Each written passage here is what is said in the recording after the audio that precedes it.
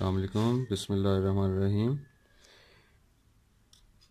बहुत सारे स्टूडेंट्स हैं, उनको ये प्रॉब्लम आती है कि कलम कैसे करते हैं, कलम को किस तरह से बनाना है।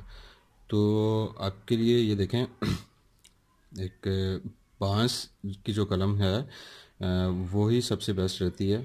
एक आता है, दूसरा नॉर्मल जो बाज़ार से कलमें मिल जाती हैं वो इतनी अच्छी नहीं होती हैं कि उनका बिल्कुल वो कच्ची कलमें होती हैं जिन और काना जिसको बोलते हैं कि वो उसको जब आप बनाते हो वो इजीली आप उसको बना सकते हो, लेकिन उसकी जो आगे से टिप होती है वो फ़ौरन से ख़राब हो जाती है।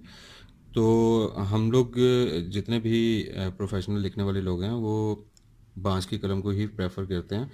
तो ये देखें, ये है, ये बांस की कलम है, इसको आप देखें। और इसको मैं आपको बनाने का तरीका बता देता हूँ कि किस तरह से आपने इसको बनाना है। ठीक है, आप ये देखें कि आप एक कटर ले लें और कटर लेके तो आपने यहाँ से इसको इस तरह से आपने बनाना शुरू करना है। ठीक है, इस तरह से जब आप बनाएंगे इसको तो इस तरह से आपने इसको घड़ना है।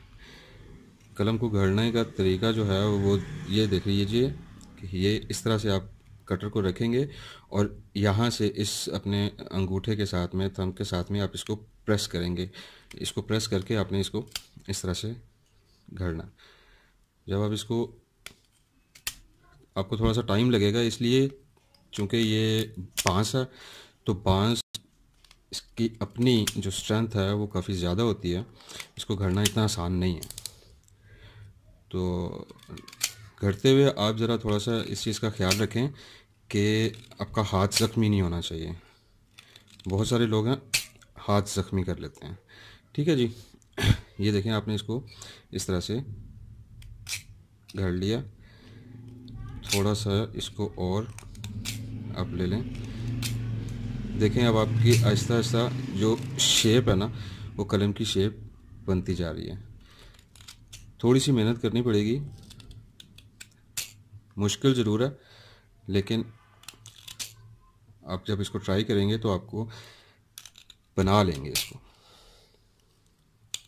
ये देखें, ये आपने बना ली। अब देखें, ये आगे से अपनी शेप में आ गई है। तो इसको दोनों तरफ से आपने इसको घड़ना है। अब आप ये देखें, ये इसकी शेप बन गई। अभी इसको प्रॉपर शेप में लेके आने के लिए इसको आप बैक साइड से भी यहाँ से इस तरह से कट लगाएंगे, लेकिन बैक साइड से बहुत एहतियात से कट लगाना है। बिल्कुल बारीक बारीक आपने इसको निकालना है कि अगर आप इसको ज़्यादा थोड़ा सा निकालेंगे, ज़्यादा प्रेस करेंगे, हल्के हाथ के साथ आपने इसको रखना है। अगर आप इसको ज़्यादा प्रेस करके करेंगे तो कलम ख़राब हो जाएगी आपकी। ये लीजिए। ठीक है, अब ये देखें, ये प्रॉपर अपनी शेप में आ गई है। ये देखिए, ये प्रॉपर शेप में आ गई है। अब आपको जो इसका लास्ट इसका है कि आपने इसको कट लगाना है। कट लगाना है आपने, देखिए, कट लगाने के लिए अगर आप देख सकें तो ये देखें,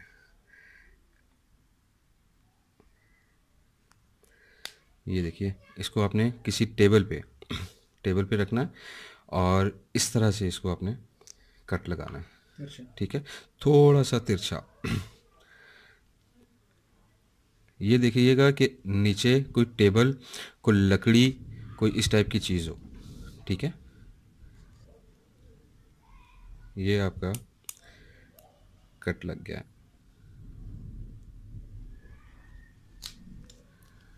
ये देखिए, ठीक है। अब इसको थोड़ा सा आपने, अगर आपने इसको बारीक करना है तो आप ये साइड से इसको हल्के हाथ के साथ बारीक कर सकते हैं।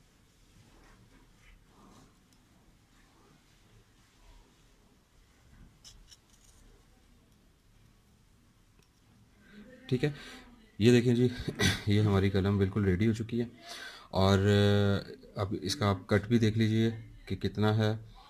आपने उर्दू लिखनी है तो उर्दू के लिए कट और होता है। आपने अगर अरबिक लिखनी है तो जब हम आपको अरबिक लिखना सिखाएंगे तो फिर हम आपको बताएंगे कि उसका कट किस तरह से लगाएंगे। अभी आप ये देखें, अब अगर आप इसको इसी तरह से यूज़ करेंगे तो इसमें इंक नहीं चलेगी। ठीक है। इसको इंक इसके अंदर लाने के लिए आपको यहाँ पे इस तरह से रखेंगे और इसके सेंटर में हल्की सी आप इसको इसकी टिप के साथ में थोड़ा सा ऐसे इसको प्रेस करेंगे।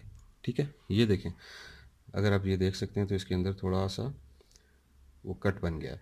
अब ये इस कट का क्या फ़ायदा होगा, ये कट इसको उठाए, इंक को आपकी उठा लेगा। ठीक है, आपकी इंक को उठा लेगा और फिर आपके लिए लिखना आसान हो जाएगा। ये देखें, ये हमारी कलम रेडी हो चुकी है।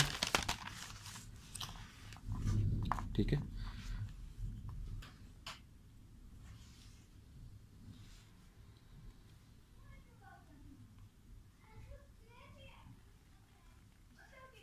ये देखें। ठीक है जी।